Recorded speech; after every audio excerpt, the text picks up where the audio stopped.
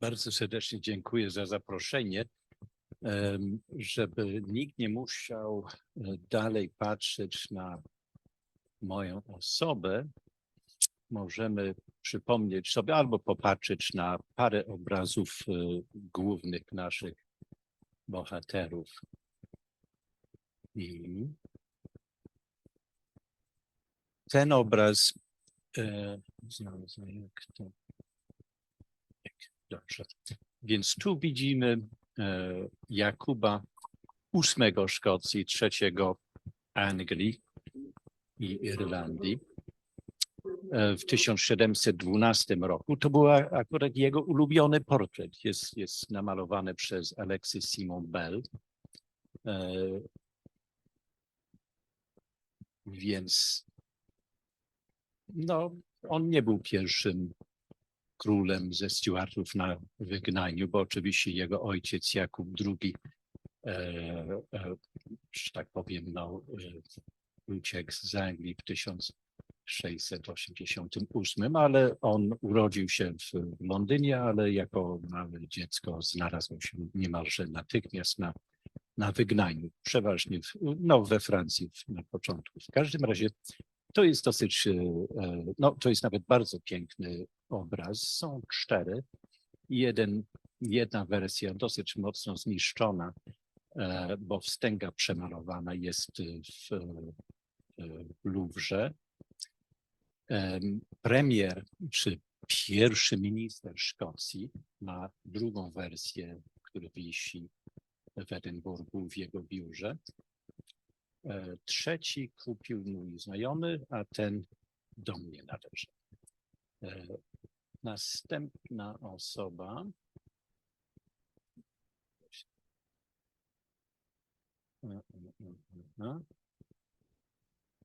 Czyli chcę iść. Nie umiem. No może strzałem będzie łatwiej. Ten portret jest kopią z 1733 roku. Jeden z tych tylko dwóch portretów Klementyny Sobieskiej namalowanych za życiem przez Szkota. To jest namalowane przez Williama Mossmana. Oryginał, no niestety zaginął. To jest, a ta wersja jest, czy ta kopia, oryginał jest z 1719 roku, czyli patrzymy na nią wtedy, kiedy, w tym roku, kiedy wyjechała z Oławy i dojechała do Rzymu. Ten obraz przedstawia w 1742 roku księcia Karola Edwarda Stuarta. Jest wśród zbiorów należących do książąt Alba w Hiszpanii. Więc to jest ich najstarszy syn, mieli dwóch synów. Młodszy to jest przyszły kardynał York, Henryk Benedikt. Tu jest Karol Edward, ale to, co pokażę za chwilę, do niedawno temu wisiał w Kielcach i był przedstawiony, o dziwo, jako Jakub Sobieski. Ewidentnie nie jest. To chociażby peruka zdradza, kiedy to było namalowane. Więc widzimy, więc to jest nowo odkryty przez kolegę i mam stopniu przeze mnie, nowo odkryty portret, zresztą znakomitej jakości, prawdopodobnie namalowany przez Pachosel i przedstawia Henryka Benedykta także w 1942 roku. Więc tu mamy po prostu te dwa najważniejsze pokolenia, czyli ojciec Jakub VIII i III, matka Maria Klementyna Sobieska, no i mamy tu dwóch synów. Więc to jest ta najnowsza książka, która została opublikowana na początku ubiegłego roku przez National Museums of Scotland.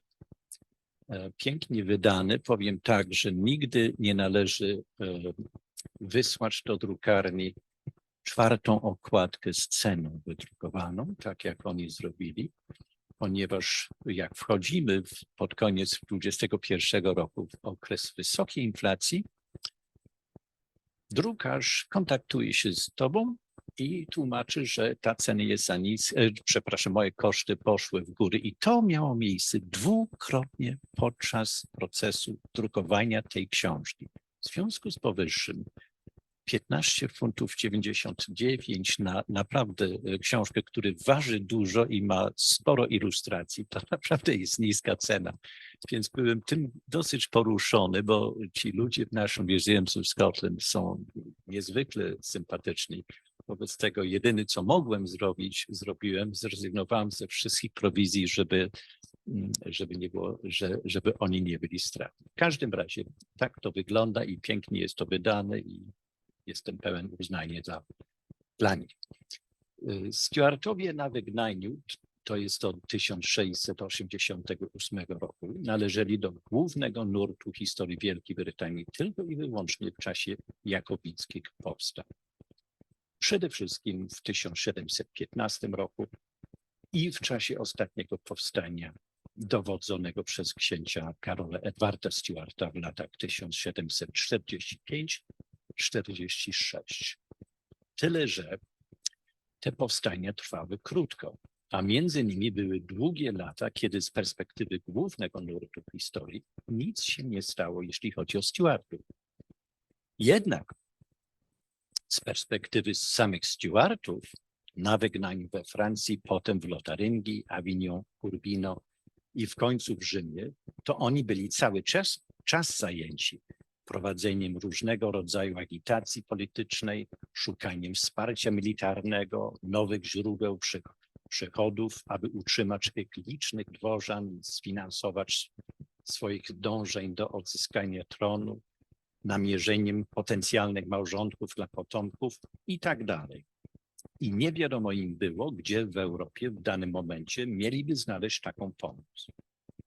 A Stuartowie sami, a także dzięki małżeństwom z Bourbonami, z rodziną d'Este, z Modeny, ze Sobieskimi, mieli koneksję na całą długość i szerokość Europy. Przede wszystkim byli skupieni na kwestiach polityczno-militarnego wsparcia ze strony Francji i Hiszpanii i finansowego ze strony Watykanu, a także Polski, chociażby ze względu na spadek posobieskich po roku 1737. Te bardzo różne perspektywy Brytyjczyków z jednej strony, współczesnych oczywiście, a Stuartów z drugiej, a także ta szczególnie wyspiarska skłonność do brytyjskocentryzmu z bardzo nielicznymi wyjątkami skutkują się tym, że mało kto spośród Brytyjczyków dzisiaj ma pojęcie, w jakich paneuropejskich kategoriach Stuartowie myśleli i patrzyli na Europę z okien ich palazzo w Rzymie. Moja książka, ta książka jest próbą naprawy tej sytuacji. Przedstawiam w niej sporo informacji, a także ponad 160 ilustracji, między innymi na temat Sobieskich, Żółkwi, Wilanowa, Oławy, Radziwiłłów, Leszczyńskich, no i w ogóle Polski. Opisuje nie tylko przebieg powstania Karola Edwarda Stuarta, bo ono jest dobrze opracowane, ale jego cały życiorys wraz z życiem jego córki Charlotte czy Karoliny Stuart, a także jej dzieci, których dotąd nieznany, ledwie znany los w latach po rewolucji francuskiej w dużej mierze zależał od pomocy ze strony Polaków. I teraz chciałbym wygłosić referat wygłoszony rok temu w Szkocji po angielsku i zaprosić wszystkich, by wcielić się w rolę tamtych Szkotów, zmuszonych do wysłuchania go i zdezorientowanych przeżyli ciężki szok, bo przecież wszystko, co polskie jest według nich nieznane, biedne, prowincjonalne, dzikie i w ogóle nie odgrywa żadnej istotnej roli. A wszystkie nazwy, a nazwiska polskie nie do wymawiania. A więc zmieńmy, jeśli można, język. Odczyt jest pod tytułem Bishop Giorgio Lascaris and the Stuarts.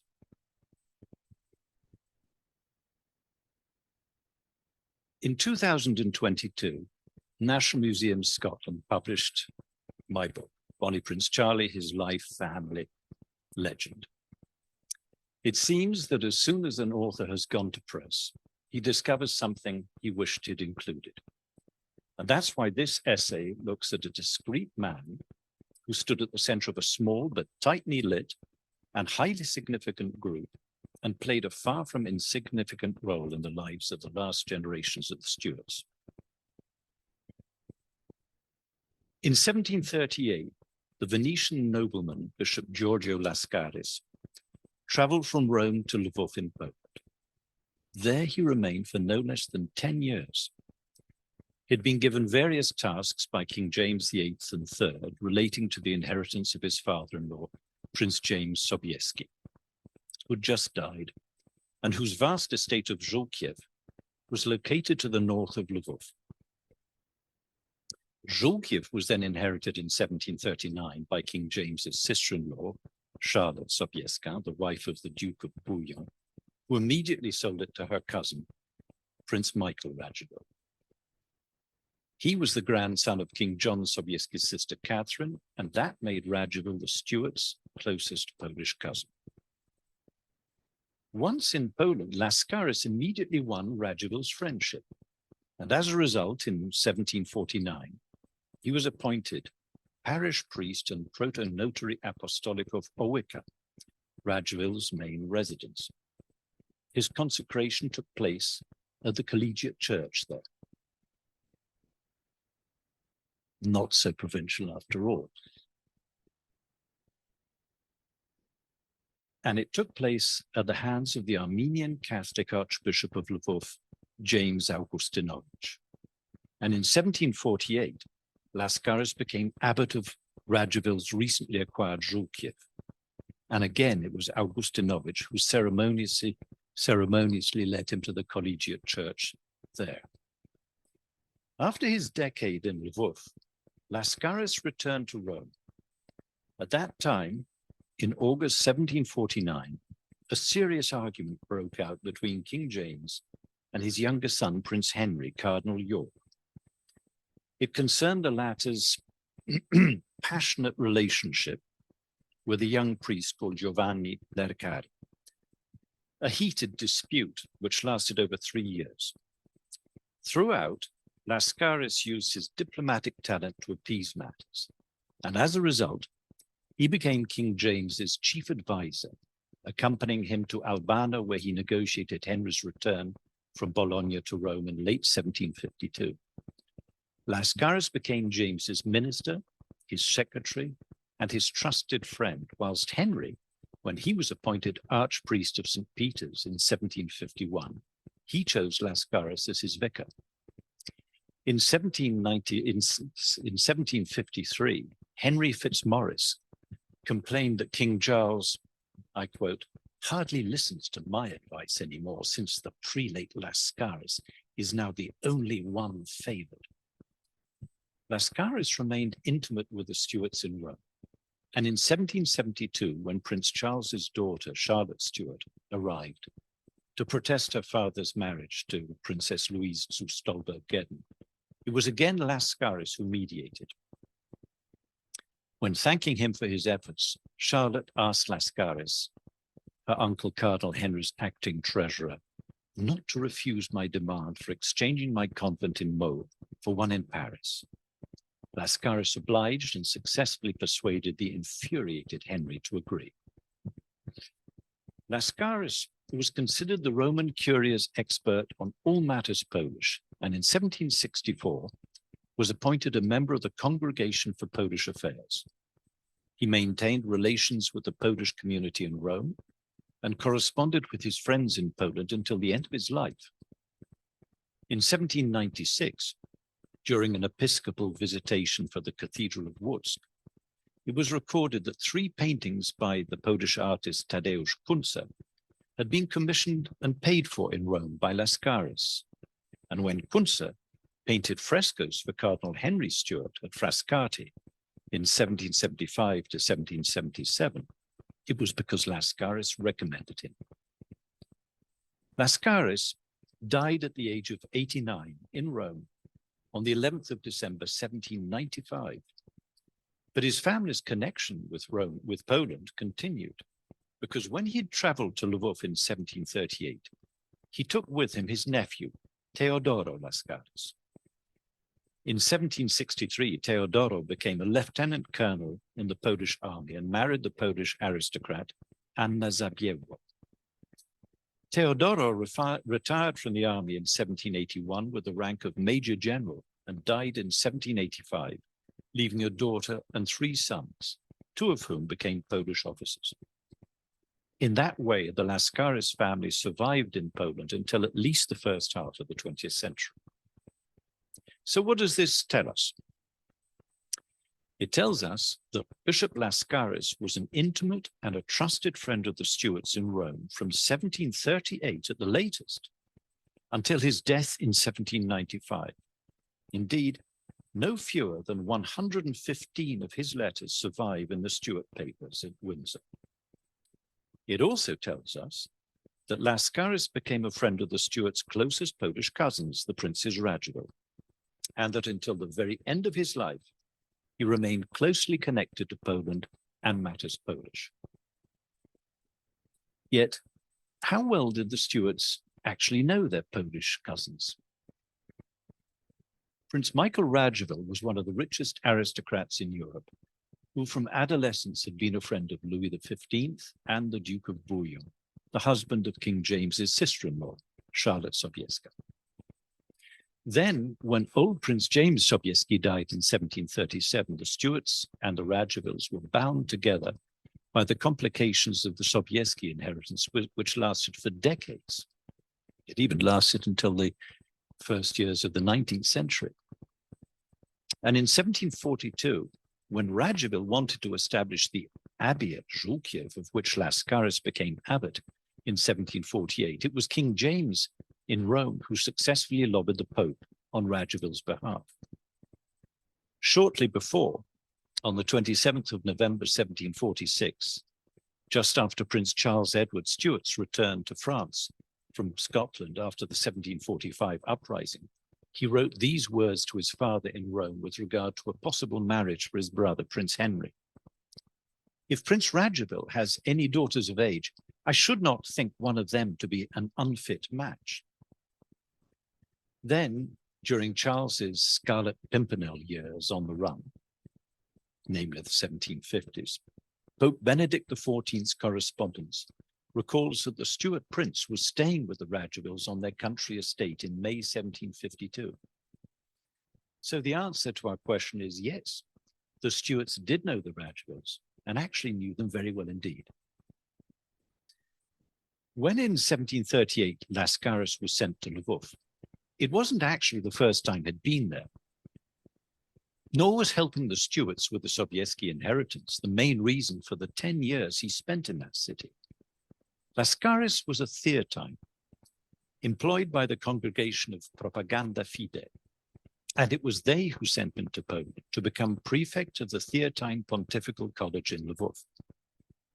As a Theatine, the central focus of his years spent in Poland was the Armenian Catholic Church, whose cathedral was in Lwów, because the Theatines were responsible for cementing the relatively recent union between the Armenian Catholics and the Vatican. Poland's Lwów-based Armenian Catholics were a small but rich and influential group. In 1782, they numbered 268 people comprising 37 families. In Lwów's Old Market Square, there stand three large Renaissance houses, each with a magnificent arcaded interior courtyard. In the middle stands the Royal House. It had belonged to the Stuarts' ancestor, King John Sobieski. 2 to its right is the Bernatowicz House. 2 to its left is the so-called Black House. In the 18th century, these last 2 houses belonged to the family which stood at the very apex of Lwów's Armenian Catholic community, both in terms of wealth and political connections, and held the hereditary title of Chevalier of the Holy Roman Empire. That was also the very family into which Charlotte Stuart's eldest daughter, Marie-Victoire de Rohan, the Demoiselle de Torigny, was married in 1803 when the Chevalier Paul de Nicorovitch became her first husband.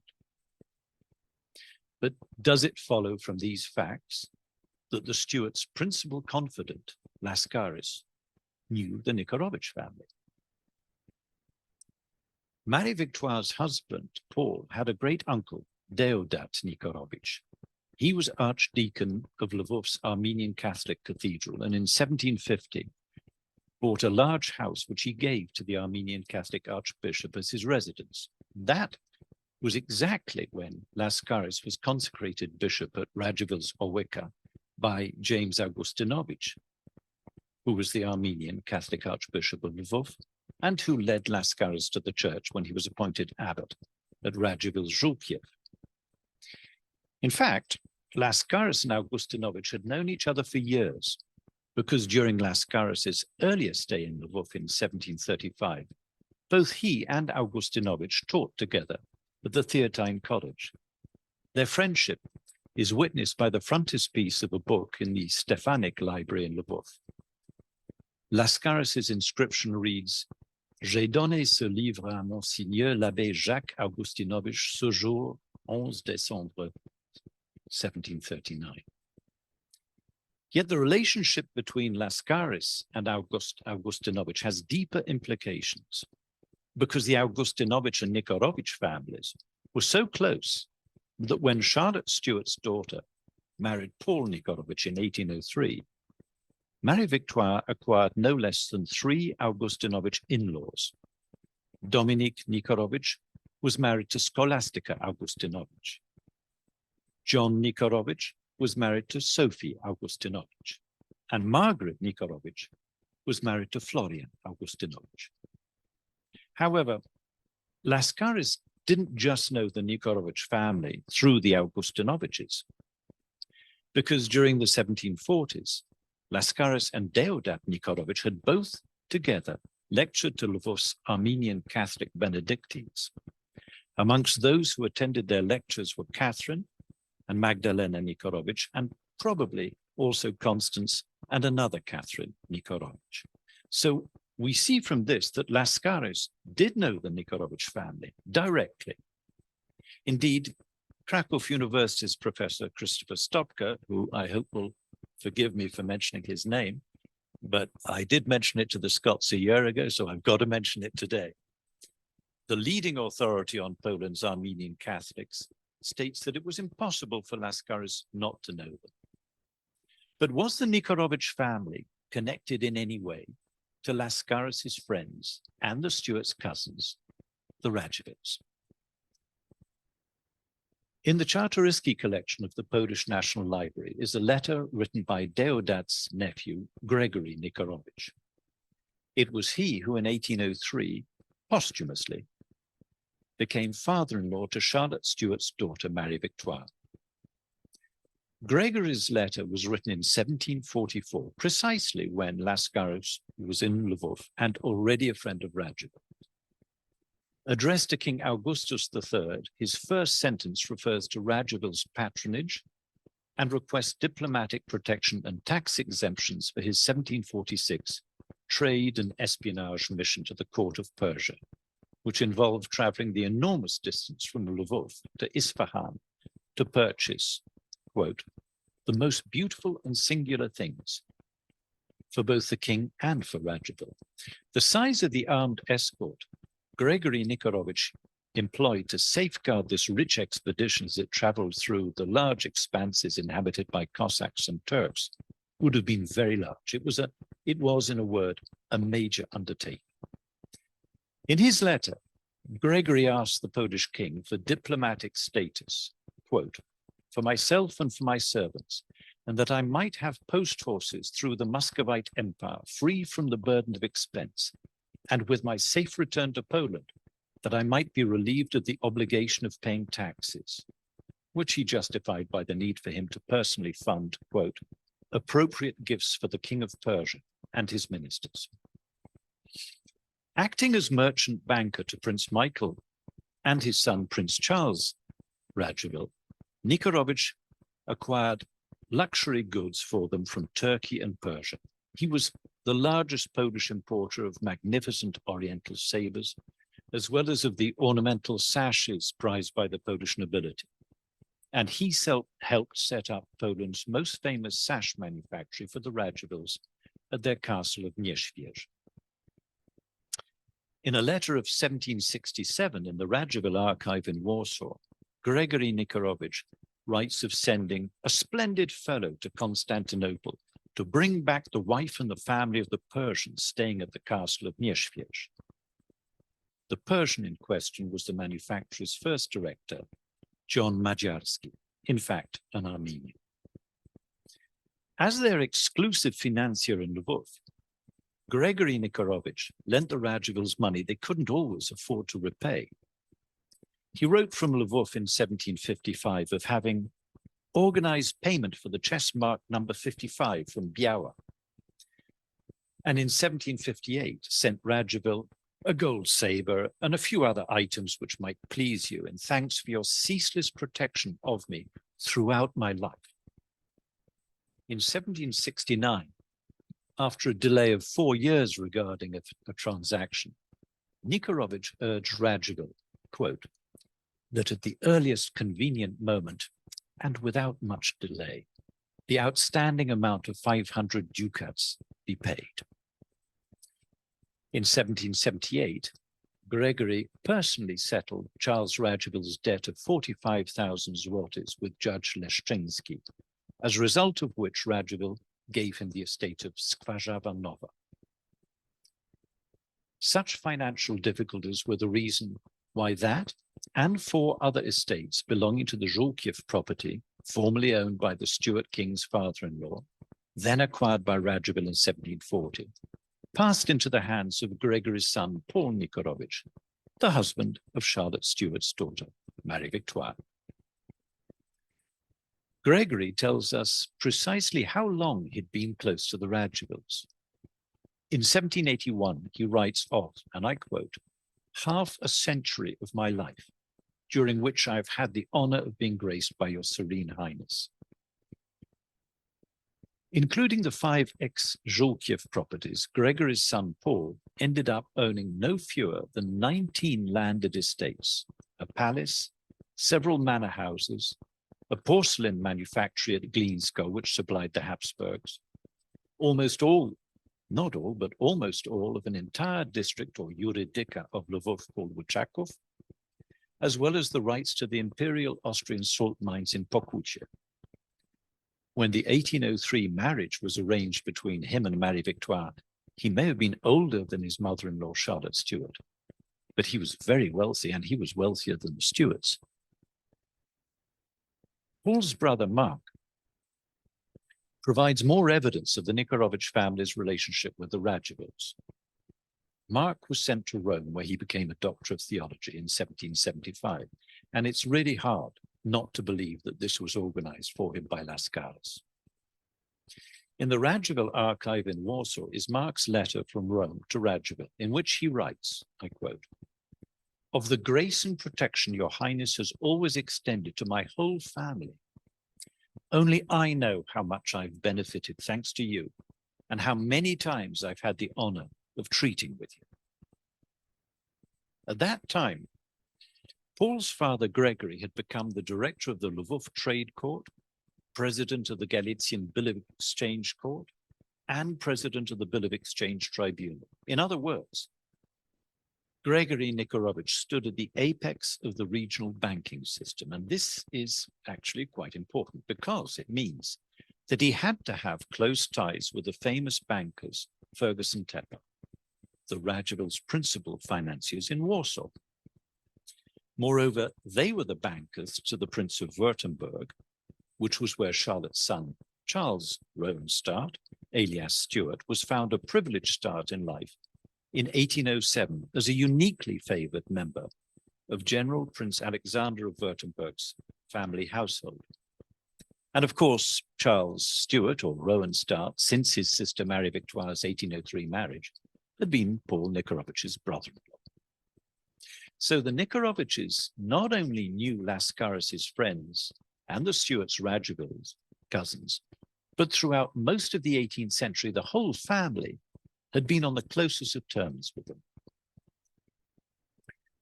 Let's now turn to Charlotte Stuart, Duchess of Albany, who died 1 year after her father in 1789. In 1784, she moved from Paris to be with her father, Prince Charles, in Florence, and from the end of 1785 in Rome. It's inconceivable she would have told Lascaris about her illegitimate children by Archbishop Prince Ferdinand of Rohan, a secret kept from both her father Charles and from her uncle Henry. On the other hand, Charlotte and Ferdinand's friendship was widely known. After the French Revolution, Ferdinand traveled around Italy and Central Europe, and at least once was in Rome in the middle of 1795, several months before Lascaris' death.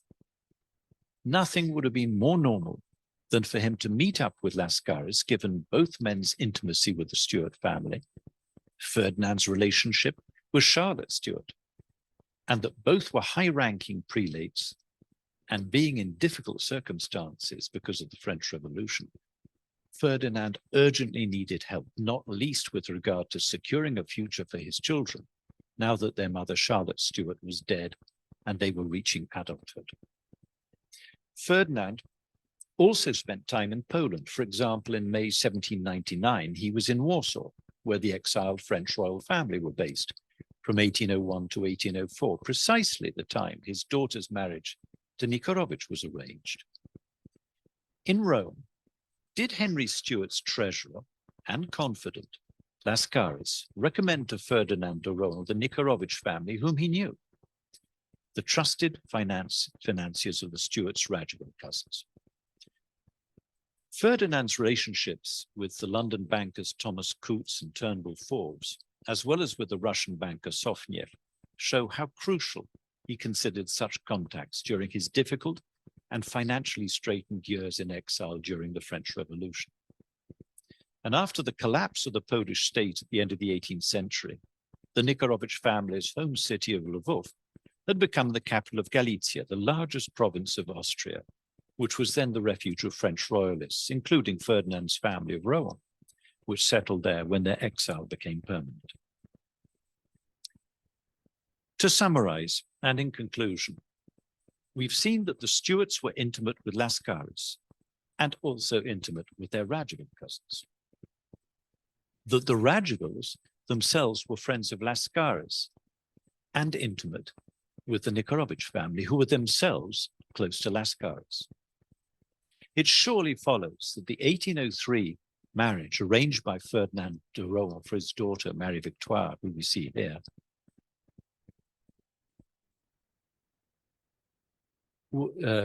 sorry, I'll repeat that again. It surely follows that the 1803 marriage arranged by Ferdinand de Rohan for his daughter, Marie Victoire, by Charlotte Stuart, to the elderly but very rich Polish nobleman and banker, Paul Nikorowicz, was no accident, but it was the natural consequence of the close relationships linking the Stuarts, Lascaris, the Radziwills, and the Nikorowicz family from at least the 1730s and right up to the end of the 18th century.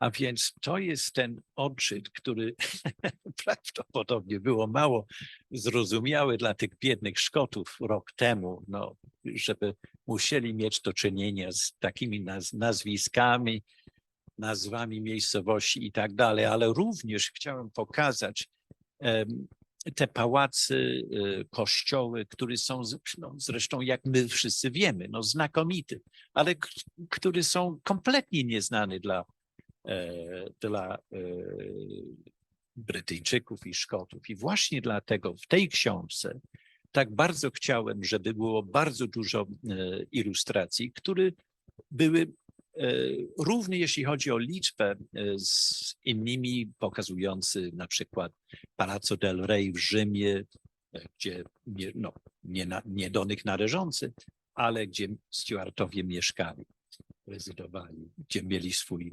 dwór. Więc mam nadzieję, że ta książka jest do pewnego stopnia no, czymś, co naprawi ten w jakiś sposób Brytyjczycy no, teraz być może będą patrzeć na paneuropejskość tych Stuartów. Jest to dla mnie szokujące, jak często natrafię na naprawdę dobrze wykształconych ludzi, może nie specjalistami, którzy nie mają bladego pojęcia, że jeden z ich narodowych bohaterów, czyli Karol Edward Stuart, jest półpolakiem. Nie tylko jest półpolakiem, ale jego zachowanie, jego cała kariera jest tak po sowiecku, że jest aż nieprawdopodobne. Porównanie Karola Edwarda z jego ojcem Jakuba VIII i III jest, no, pokazuje nam, do jakiego stopnia Karol Edward Stuart, no może nosił nazwisko Stuart, ale jak naprawdę dla mnie genetycznie był 100% sowieckim.